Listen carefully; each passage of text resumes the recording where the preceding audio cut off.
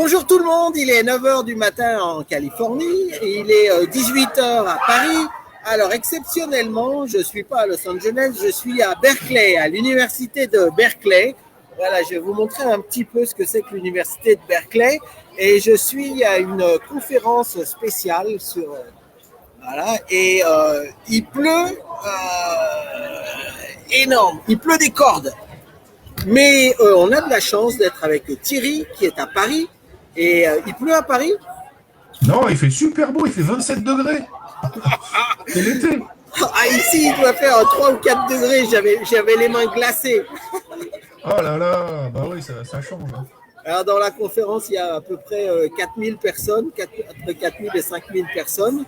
Et puis, je suis en direct sur le balcon là, de la conférence. Alors, on est avec Thierry, et Thierry, il a une surprise. Alors, si vous étiez déjà là samedi dernier, Thierry a sorti un livre. Tu peux nous montrer le livre? Oh, voilà. Un livre de 1,3 kg. 1,3 kg. Mais j'en reviens pas, c'est gros quand même. Sur l'ordinateur, c'est plus léger quand même. Ah oui. C'est ce qu'il faut. Il y a combien de pages? 350. 150? 350. 350, ouais, c'est oui. énorme. Mais oui, c'est énorme. Et il y a combien de photos? J'en sais rien, 400, 500, je sais pas. Je sais pas. Les photos, c'est facultatif, c'est pas un album. Oui. Parce qu'il y a beaucoup de livres de skate où c'est technique, c'est pratique, ils se font plaisir, ils mettent beaucoup de photos. Non mais là, je raconte ma vie, quoi. C'est un truc de dingue. C'est le fil conducteur et ça débouche sur tout. Mais j'arrête pas de recevoir des messages super. Hein. Bon, super, là, je me suis rendu compte qu'il y a quand même pas mal de coquilles. Alors, est-ce que c'est justement l'intelligence artificielle qui a merdé dans mes corrections, ou est-ce que c'est la différence de système informatique avec l'éditeur, parce qu'il y a des trucs qui ont sauté, et puis ça a repris des anciens textes avec des coquilles, donc je comprends pas, mais c'est pas grave. C'est pas grave, ça se lit bien.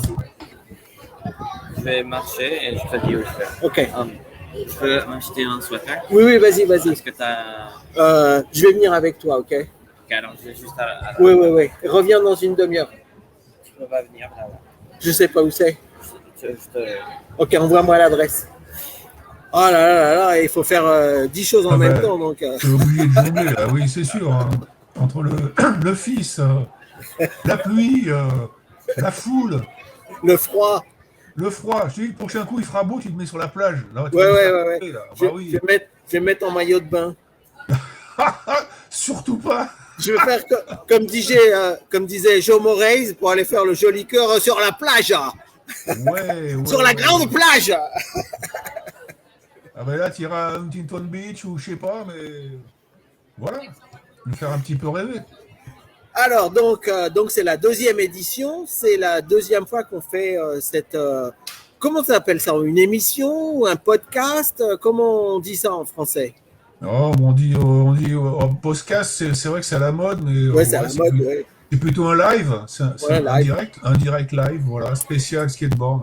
Ok, donc on est en direct pendant une demi-heure. On va essayer de faire ça tous les samedis à la même heure, à 18h heure de Paris et à 9h heure de Californie. Alors la dernière fois, on avait parlé juste vraiment du début du skate, quoi. Donc toi, tu es le fil conducteur. Donc on parle du skate, mais par rapport à toi. Donc toi, de toute façon, tu as été un des tout premiers à faire du skate en France. Donc, on a parlé que tu avais commencé à Biarritz, sur la grande plage. Après, tu avais été au phare. Après, tu avais été au lycée. Et puis, il y a quelqu'un qui t'a dit, faut aller au Trocadéro. Donc, tu as été au Trocadéro. Là, tu as rencontré Jean-Pierre Marquand. Tu as été pris sur le team Banzai. Et puis, on avait parlé aussi de je pense que c'était une des premières compétitions de skate européenne à Zurich, non? C'était la première ou c'était une des premières? Tu te souviens pas? De mémoire, c'est le premier événement auquel on a participé. En France, il n'y avait encore rien du tout. La fédération de surf était en train justement de se structurer avec le ministère Jeunesse et Sport pour obtenir l'agrément d'avoir le skateboard au sein de la fédération. C'était tout à fait logique par rapport à l'historique du skateboard que ce soit, avec le surf. Mais ça s'est fait très rapidement après Zurich, en fait, pour les championnats de France, qui ont été l'élément déclencheur pour asseoir cette officialisation. C'était demandé d'ailleurs par le gouvernement. Oui. Alors, les championnats de France, les premiers, c'était à la ZUP de Bayonne, c'est ça? C'est ça, exactement. Ouais, ouais. Alors, explique-nous, toi, tu y étais ou tu y étais pas? Explique-moi un petit peu ce qui s'est passé. Moi, le problème, c'est que ma saison était complètement foutue. Là, on est en août 1977. Fin juillet, nous étions à Zurich. J'ai eu un grave accident. Malgré tout, avec la folie de la jeunesse, j'ai voulu quand même participer, mais c'était en vain. J'avais fait 2 malaises, tombé dans les pommes et tout. Le retour a été assez épique. J'ai voulu prendre absolument l'avion pour quand même partir à Biarritz chez mon père. Et puis là-bas, j'avais plus de 42 fièvres, j'avais une infection sur les points de suture, et ma saison était complètement foutue. J'ai quand même voulu participer, question éthique, et vis-à-vis de Jean-Pierre Marquand et tout ce qu'on a mis en œuvre et tout le travail que nous avions exécuté jusque-là pour la connaissance du skateboard en France, les démonstrations, les tournées et tout. Je me dis, ce serait ballot et contraint malgré moi par rapport à ma ferveur, mon envie, je me suis inscrit quand même. Seulement, voilà, le jour J, j'étais dans un état pas possible. Je me suis pris une plaque d'égout parce qu'ils étaient en train de faire le tracé de slalom. Dans ça, c'était assez compliqué au niveau des géants. Et puis, à la fin des qualifications, j'étais obligé de capituler parce que je ne me voyais pas faire du saut en hauteur avec mes points de suture qui étaient en train de lâcher, avec mes 42 fièvres. Et c'est ton papa qui m'avait ramené chez moi le midi. Et le soir, tu étais venu faire le rapport de ce qui s'était passé. Et voilà. Voilà. Donc Jean-Pierre était passé me voir à la maison le surlendemain, donc au lendemain de la compétition. Il était arrivé troisième. Moi, c'est bien. José est arrivé premier, forcément. Ouais, ouais. Et, moi, ça a été une énorme frustration parce que j'avais un niveau, déjà, je me dis, voilà, quoi. Quand je pense que quand même, j'avais apporté énormément, j'avais appris à faire des figures à notre José national et tout. Je me dis, oh là là, me retrouver comme ça en chien ce jour-là, c'était moi. Et je sais pas si psychologiquement, ça a été à partir de ce moment-là l'élément déclencheur qui a fait que j'ai été j'ai tourné le dos à la compétition. Ça m'a vraiment saoulé. J'ai trouvé ça assez dingue. J'avais rien à prouver et face à des chronomètres, à des juges. Franchement non, voilà, c'était un truc qui me rebutait un petit peu après. Pour le coup, j'étais carrément dégoûté du truc. Il a fallu attendre encore un peu jusqu'à que l'officialisation se fasse et que je participe enfin à la première Coupe de France qui a eu lieu au Stadium, et on va en parler par rapport à ça, voilà. Ouais. Mais moi, ce que j'aimerais bien parler encore, c'est un petit peu de la compétition de la ZUP à Bayonne. Donc, il n'y avait pas beaucoup de monde de la France, il y avait surtout des locaux, non? Oui, il y avait beaucoup effectivement d'autochtones, des Landais, des Basques, des Bordelais. On a eu la grande première, ça a été comment dire au niveau de l'élite prometteur, c'est Alexis Le Pester qui est venu en 125 de Paris. Donc j'imagine un peu, il fallait en vouloir. Il avait mis les pieds sur le skateboard et il était mordu tout comme nous. Et c'était un prodige, ce garçon. Franchement, pour moi, c'est le meilleur français. J'ai pas vu les résultats s'il était dedans ou pas aux caisses. Je me souviens qu'il y avait Pierre Lautonne, il y avait Alain Marsac. Voilà, des têtes d'affiche qui allaient émerger très rapidement par la suite, quoi. Voilà. Puis des gens, forcément, Frédéric Bordonnave avec toute son équipe du Ouest, avec leur longboard. C'était des pionniers, attention. Voilà. C'est normal que les gens de Bayonne, Biarritz et Bordeaux occupent des bonnes places parce que c'est vrai que le Sud-Ouest et surtout Biarritz, c'est vraiment le berceau du skate en France. Donc, tous ces gens-là, c'était des surfeurs de toute façon. Absolument, ouais. Et donc, ils venaient. Alexis, c'était pas un surfeur, mais c'était l'un des rares à l'époque. C'était un des rares qui venait pas du surf. En gros, durant cette compétition, pratiquement tout le monde avait une sorte de background, enfin, comme on dit en français. Tout le monde venait du surf à peu près. Non, il y en avait juste une poignée qui avait commencé le skate, comme toi, quoi, qui avait commencé le skate directement sans passer par le surf. C'est ça. Mais de toute façon, historiquement parlant, le skate vient du surf. Aux États-Unis, quand c'est parti de là-bas, ce sont les fabricants de surf qui ont fabriqué des skateboards en série.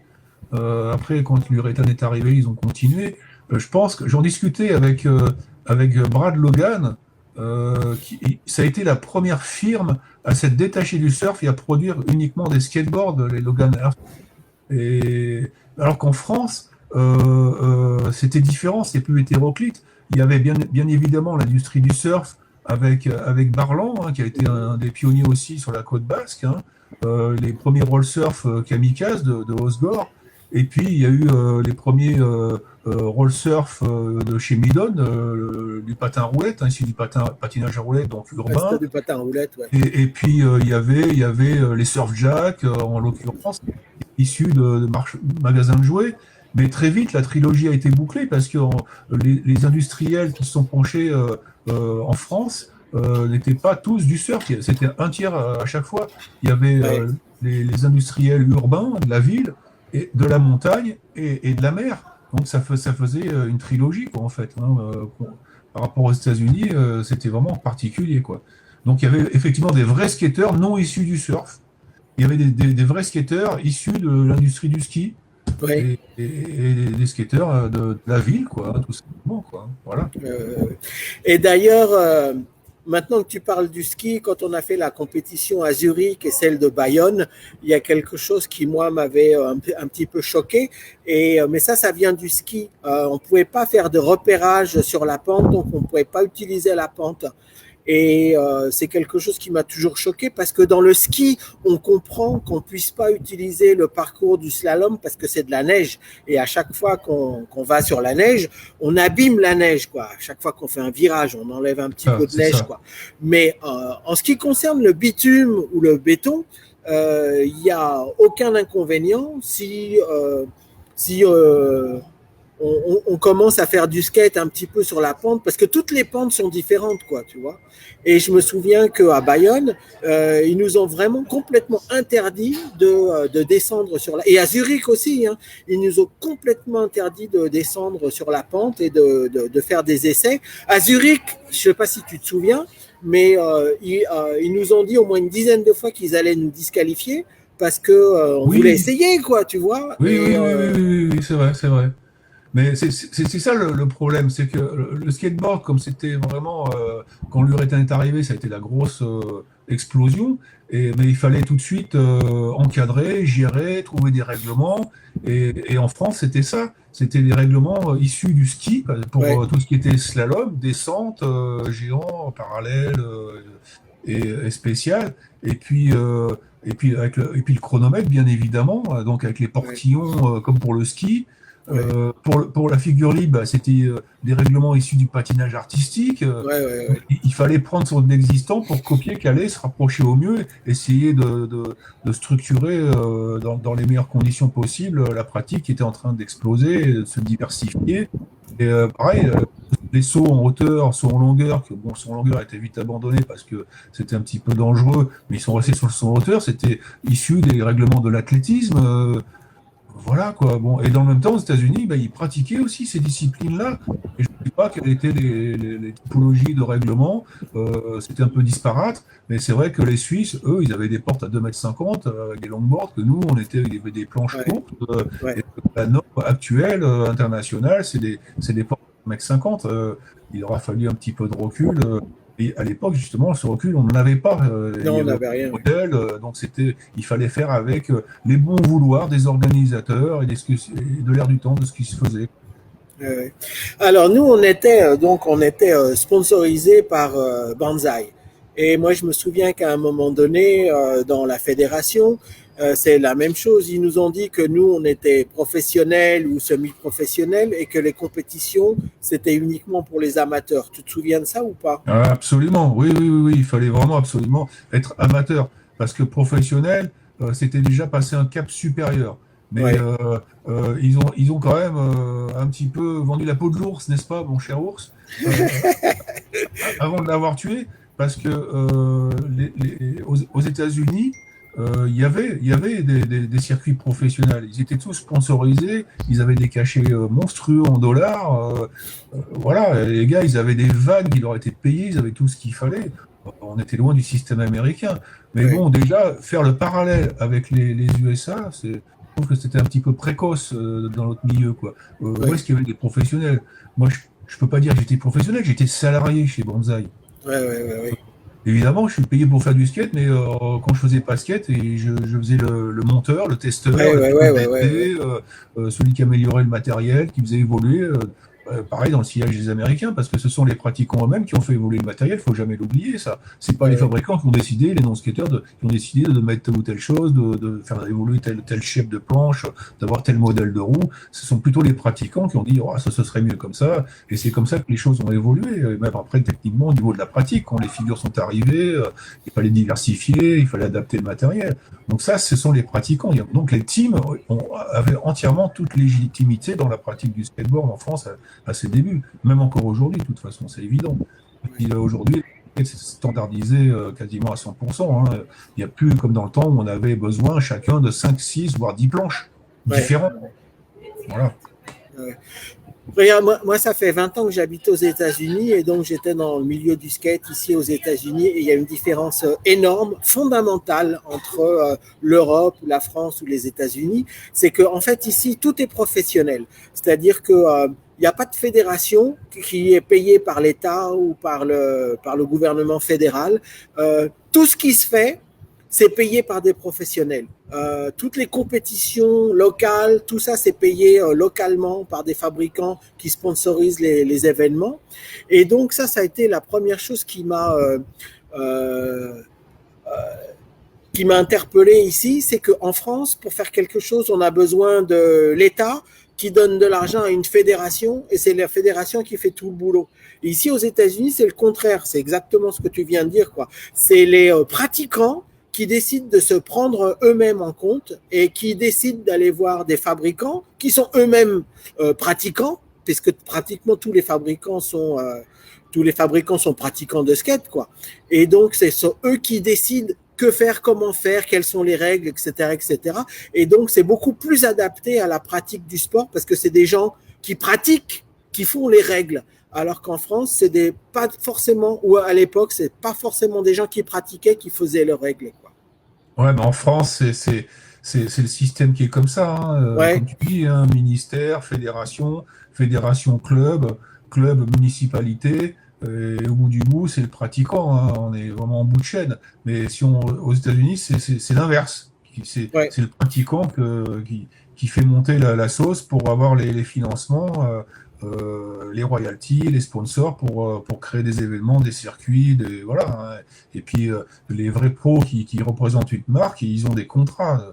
En France, on était loin de ça, quoi. C'est arrivé assez rapidement, remarque. Hein. On en parlera dans un troisième temps, si tu veux bien.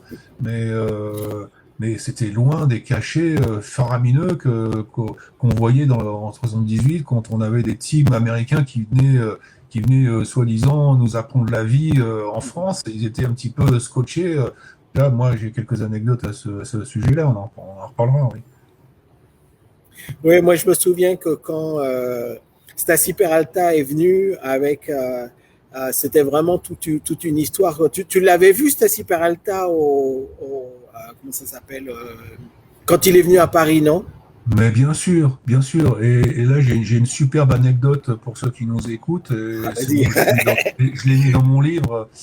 Je pense, et on me dit que oui, j'ai été l'élément déclencheur pour Stassi Peralta pour son avenir. C'est-à-dire que j'ai été le premier au monde à avoir des roues Bones qui n'étaient pas encore commercialisées. Ouais. Quand Stassi est venu à Paris, il venait pour le compte de Gordon Smith. Ouais. Et quand j'ai skaté avec lui au Trocadéro, il a vu mes roues, il les a touchées, il m'a dit qu'est-ce que c'est ça? Et je lui ai expliqué que c'était mon patron que c'était un cadeau de George Powell. Ouais. C'était pas encore commercialisé aux États-Unis. Et quelques semaines après, à son retour, il a quitté Gordon Smith et il est parti chez Powell. Ouais. Et j'ai envie de dire, grâce à ça, quelque part, ça coule de source. C'est la bonne brigade, c'est les vidéos mythiques, c'est l'essor considérable du skateboard, le tremplin qui a été les années 80 à travers cette filmographie dantesque, culte, quoi. Voilà, ça c'était l'anecdote, quoi. Il avait même roulé avec, il en revenait pas, quoi. Ah ben les planches Powell Peralta, moi à l'époque j'avais un magasin à Paris Et c'était très très difficile d'avoir des planches Powell, de les acheter pour les vendre, parce que c'était vraiment la marque numéro un dans le monde entier, quoi. Et ils n'arrivaient pas, ils avaient pas assez, ils n'arrivaient pas à fabriquer des planches, Ouais, quoi. ils Et n'arrivaient plus à produire, bah, c'est ça, comme non, Maca au début du roll surf, qui au départ en fabriquait en petite série, et ils se retrouvaient avec 1000 planches par semaine, c'était plus possible, quoi. ouais, ouais, ouais. Alors, je sais qu'on saute un peu les étapes, mais quand on parle de Powell, Peralta, je me souviens que ce qui a aussi déclenché tout, c'est toutes les vidéos qu'ils ont faites, et notamment celle où il y avait Animal Chin. Je sais qu'ils en ont fait deux ou trois avant, Oui, mais ça a Bambis, vraiment. Animal Machine, c'était vraiment les mythiques, les cultes, quoi, ouais. Ouais, ouais, ouais, ouais. Et Parce qu'il n'y avait pas d'Internet, il n'y avait rien à l'époque, il n'y avait aucun recul. Et ça, ces vidéos, ça a permis de franchir pour tous les pratiquants un pas énorme en avant pour comprendre les figures et les extrapoler, les utiliser, les sublimer aux quatre coins du monde, ouais, ouais. Alors, si vous êtes jeune, si vous hein. avez 18, 20, 25 ans, 30 ans et que vous connaissez pas l'histoire du skate, d'abord, achetez le livre de Thierry. Vas-y, remonte ton Et livre. voilà, Alors, ça, c'est la première chose à faire. Et j'ai pas puis, envie ben de moi, dire que c'est la Bible, hein, j'ai pas envie de dire que c'est une Bible, hein, mais c'est copieux. mais ça raconte toute l'histoire depuis les milieux des années 70, et donc c'est des choses que nous, moi je le connais, quoi, mais bon, que quelqu'un qui fait du skate depuis 5 ou 10 ans n'a pas forcément toutes les connaissances, et c'est bien de savoir d'où vient le skate, surtout en France, quoi, parce que on sait qu'aux États-Unis il y a plein de livres et plein de magazines et plein de choses et plein de vidéos et plein de trucs sur YouTube, etc. Mais en France, il n'y a pas forcément toute l'information, et c'est ça qui est un petit peu dommage. Donc, le livre de Thierry, et puis aussi, si vous devez acheter des vidéos, achetez 2 ou 3 vidéos de Powell, parce que c'est vraiment extraordinaire, quoi. Alors, les qualités des vidéos sont vraiment pas bien, mais c'est pas la qualité technique, c'est vraiment l'ambiance. Et c'est ce que tu disais aussi quand tu parlais de la compétition, quand tu disais que bon, t'as été à Bayonne, à la ZUP et tout, et ça t'a un petit peu dégoûté parce que t'as vu que c'était pas vraiment ton ambiance. Et dans toutes ces vidéos Powell, c'est vraiment l'ambiance que nous on avait au début, c'est-à-dire des sauvages, des pirates du skate dans les rues, quoi. Et c'est vraiment ça le skate, quoi. Alors, le skate aux Jeux Olympiques, c'est bien, mais est-ce que c'est vraiment du skate? Moi, je me pose la question, tu vois. Ben, c'est ça, mais bon, c'est ça. Mais, enfin, le skateboard, c'est pas qu'un sport, hein, c'est ce que j'explique dans l'ouvrage. C'est une culture au sens large. C'est c'est accessible à tout, tout et n'importe quoi, on va dire. Il en faut pour tous les goûts. Moi je vois qu'au niveau sportif, pur et dur, fédéré, dans un club avec une licence, ça a toujours été, et encore de nos jours, euh, ça représente que même pas 1% de la masse de pratiquants. Ouais, Ça, c'est le niveau sportif. Moi, je sais qu'il y a un nombre de dirigeants, d'encadreurs qui râlaient, qui disaient prenez votre licence, il faut des chiffres. C'est vrai qu'en France, les institutionnels, les décideurs, ils veulent des chiffres, ils veulent des. Si c'est trop bas, ça les intéresse pas, et ça a toujours été le nerf de la guerre et comment dire un frein pour faire évoluer et développer, donner des moyens au skateboard. ouais, Mais voilà, et l'olympisme. Moi, je dis que c'est un nouveau cap de franchi dans la reconnaissance, dans l'institutionnel, chez les décideurs. Là, maintenant, il y a le recul nécessaire qu'on n'avait pas il y a 20 ans, 30 ans. Et ça, c'est ça qui est super, ça fait avancer les choses. On voit des skateparks pousser comme des champignons. ouais, Il y a 20 ans, c'était irréalisme, complètement. On restait du matériel en bois qui pourrissait au bout d'un an, qui n'était pas entretenu, qui posait problème pour les riverains, qui posait problème pour ceux qui avaient investi là-dedans, parce que ben, ça pouvait générer des accidents à cause des échardes, des bouts de métal qui sortaient. Et c'était dantesque. Je parle des années 80 pour les rampes, ouais. pour les de street. Mais à chaque Ouais, fois, c'est ça, quoi. chapeau à tous ces gens-là qui ont fait des Ah rampes ouais, dans les vraiment, années vraiment, 80, c'est quoi. donner Parce que, de notre personne, de notre temps libre. ouais, Moi, j'ai eu droit aussi, hein, comme d'autres. Et à un moment donné, on s'essouffle parce que c'est plus possible. Tu te dis, voilà, on tourne en rond, c'est le chat qui se mord la queue.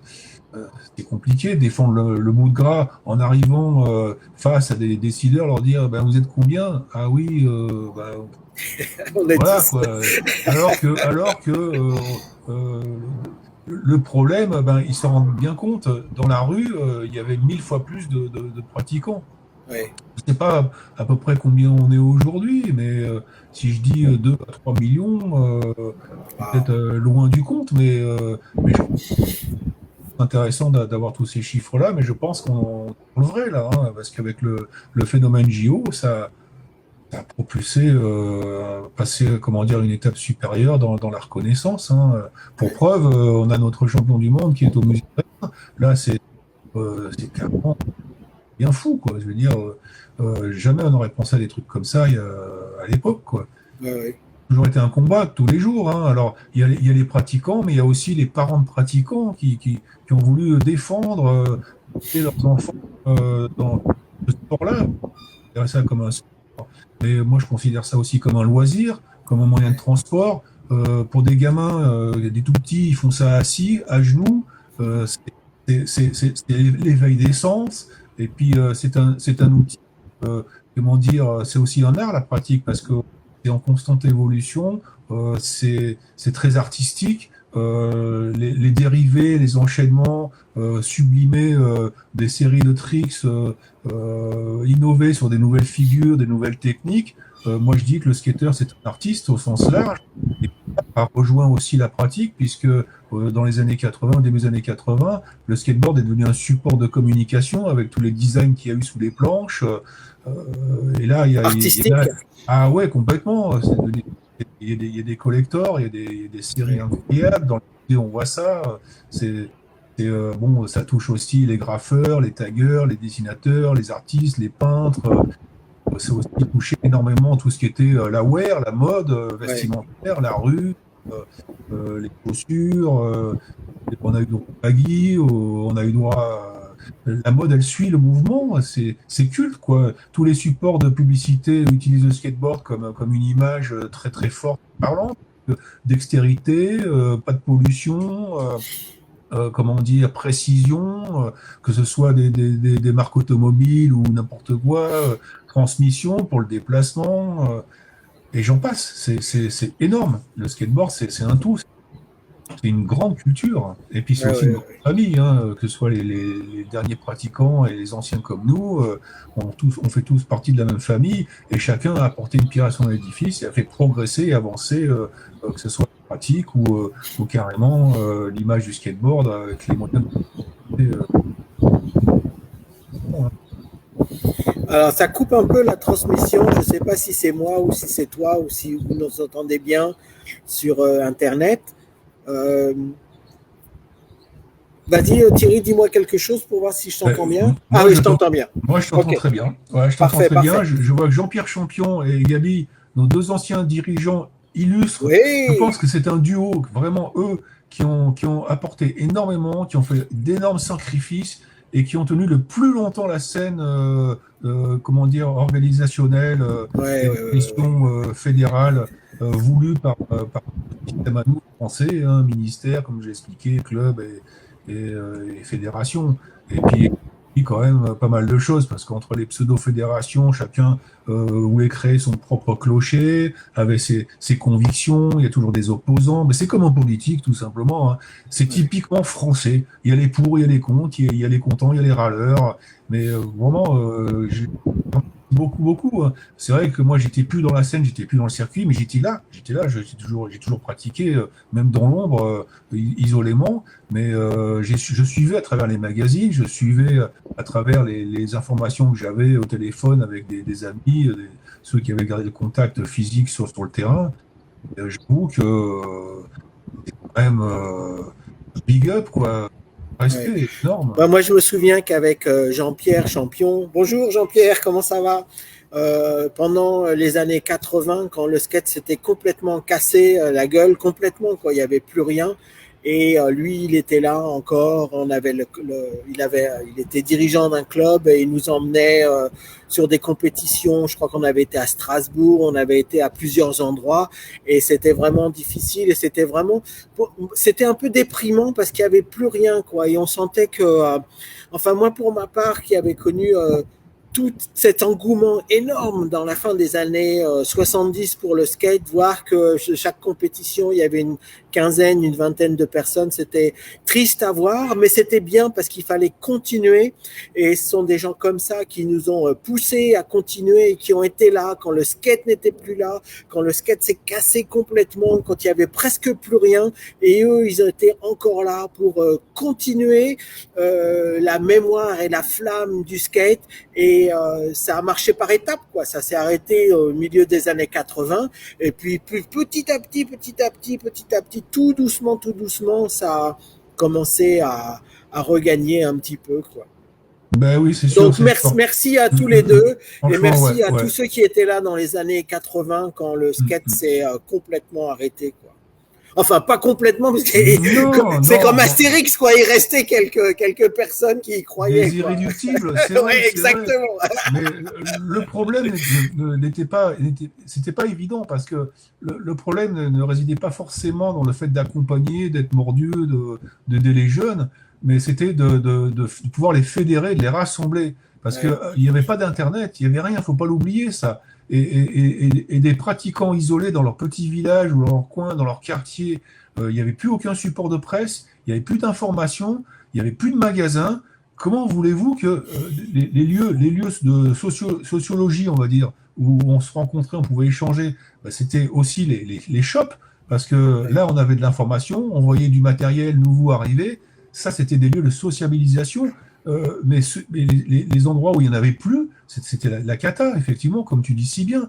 Mais heureusement qu'il y avait des dirigeants comme eux. Il y en a eu d'autres. Hein. Je pense aussi à Roger Sy, qui a apporté énormément à personne. Voilà, qui a passé à un moment donné la flamme. Jean-Pierre Villaverde aussi, issu du surf, qui a porté le flambeau haut et fort pendant des années.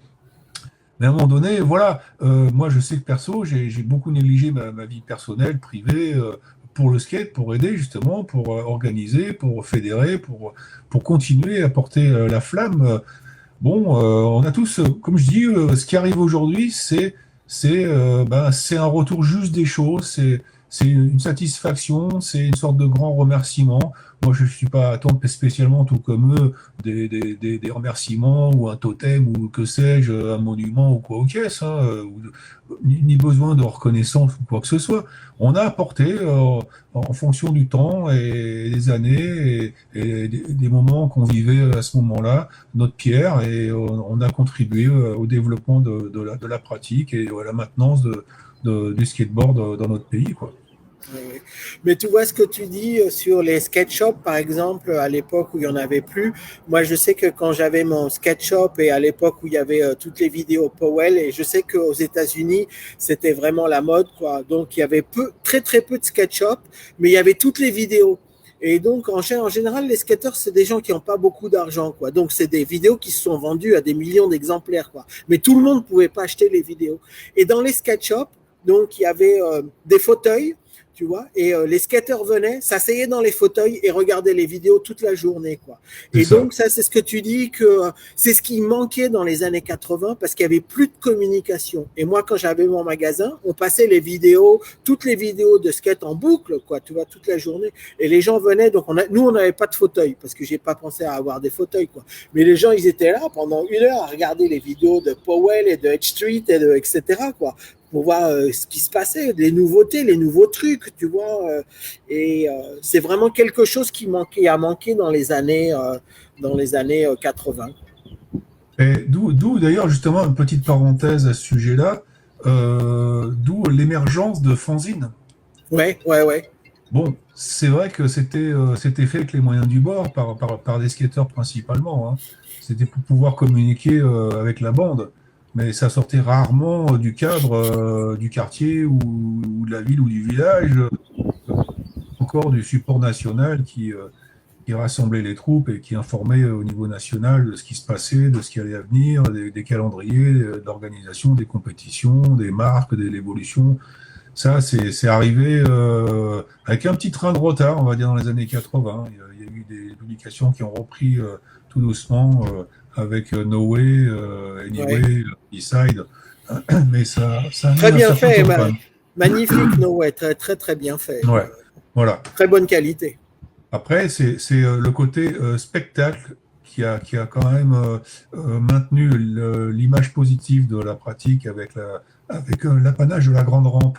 Pour sortir un petit Ouais, peu du cadre urbain, était mal perçu par le riverain et par l'élu en règle générale. Parce que rebelle, destructeur du mobilier urbain, les plaintes des riverains, les accidents et on passe, le côté négatif. Et je pense que c'est ce qui aussi a un petit peu contribué à ce que les surfeurs nous excluent de cette fédération.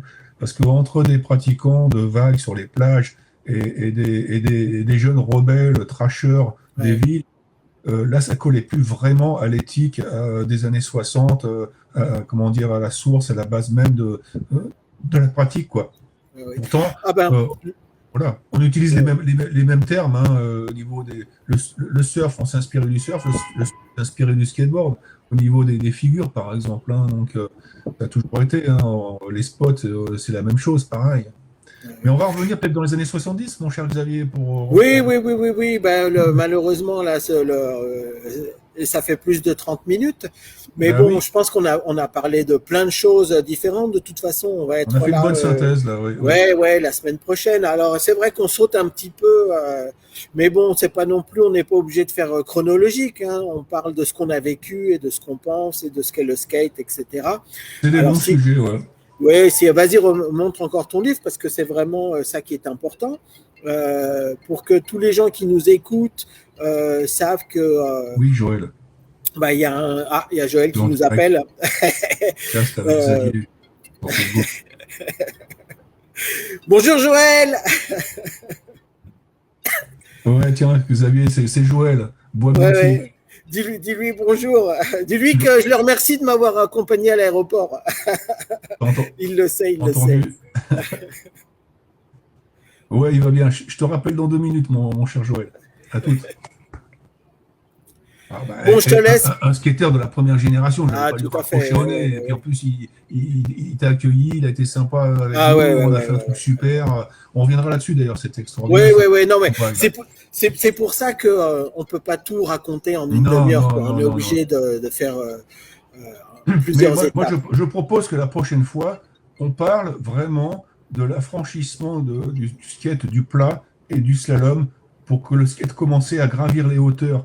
Parce Ouais, qu'on est quand même à l'origine des sports extrêmes et du skate moderne.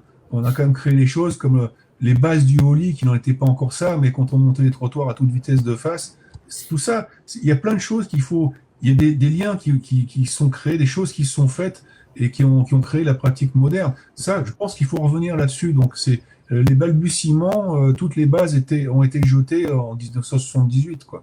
ouais. Ah oui, moi ce que je vois, c'est que même en 2024, il y a encore des figures que les jeunes font sur les skateparks et nous on les faisait déjà en 78, quoi. Alors évidemment, ils font des choses plus compliquées et plus dangereuses et plus haut, etc. Mais les bases, on les avait déjà en 78, 79, quoi. Oui, Ça c'est sûr. c'est vrai. Ça c'est sûr. Ah oui, complètement. On voit maintenant des vieilles figures, comme ils disent, c'est old school. Ouais, C'est un mélange de moderne et de old school. ouais, Le freestyle revient. J'en reviens pas. ouais, ouais, ouais, ouais. C'est incroyable.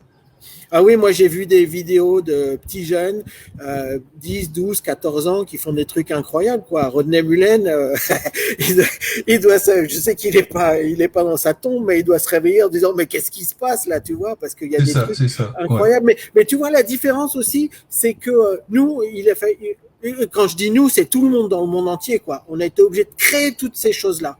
Tu vois, et c'est difficile de créer. Alors que la chance que tout le monde a en 2024, c'est qu'on peut voir les vidéos et on peut arrêter les vidéos et faire image par image par image par image. Comment il a fait pour faire ça? Et C'est nous, ça. c'est ce que tu disais, c'est que quelquefois on n'avait rien du tout et quelquefois on avait une photo. Et on disait, mais comment il a fait pour arriver là? Et on pouvait pas comprendre parce qu'on ça, avait c'est ça. juste la photo du gars en ollie. Il disait, mais comment il fait pour aller dans l'air sans attraper la planche avec la main, sans avoir de strap? Comment il fait ça, tu vois? C'était ça. vraiment magique. Et maintenant, avec tout ce qui est YouTube, etc., donc il y a des vidéos partout. Donc, on peut arrêter et voir image par image, pause par pause. Ah, d'accord, il fait comme ça, etc. Et ça fait gagner des mois d'entraînement, quoi. Parce que nous, il fallait qu'on s'entraîne pendant des mois pour arriver à faire des nouvelles figures qui étaient vraiment de la création originale. Et tous les gens qui font maintenant... Alors, il y a quand même encore de la création, mais ce que je dis, c'est que c'est plus facile pour eux parce qu'ils ont déjà la base. Pour moi, le skate, c'est un outil magique parce que c'est inépuisable en termes de ressources, de possibilités, et ça ne s'arrêtera jamais, jamais.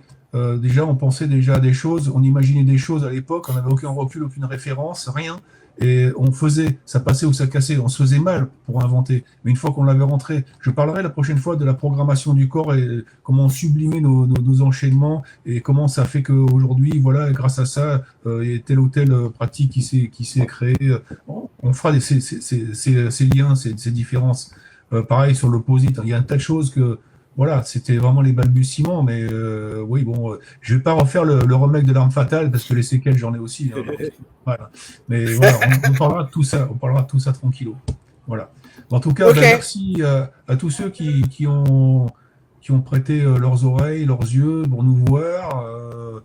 C'est vrai qu'après, s'il y a des questions, qu'ils n'hésitent pas à envoyer des petits messages sur des sujets qu'on pourrait aborder comme ça entre nous, historiques ou pas, et puis échanger évidemment sur nos propres expériences, et puis parler de ce que chacun a vécu à sa manière. Voilà, comment les choses ont été perçues de leur côté aussi, pourquoi pas, hein, ça peut être intéressant. Ok, donc ça fait 40 minutes qu'on est en direct. C'est bien. Donc normalement on devait faire une demi-heure, mais bon, on peut passer 5 heures de suite à parler du skate. On pourra en parce qu'il y a plein de choses à dire. On peut en parler via Eternam. Donc, merci Thierry beaucoup, merci à tous ceux qui se sont contactés, Gabriel, Jean-Pierre. Donc là, moi, je suis à San Francisco, à Berkeley, donc j'ai un tout petit appareil. Pour moi, c'est un petit peu plus compliqué pour faire un live, mais bon, ça s'est bien passé. Donc, on se donne rendez-vous samedi prochain à la même heure, 18h sur le même canal. C'est parfait.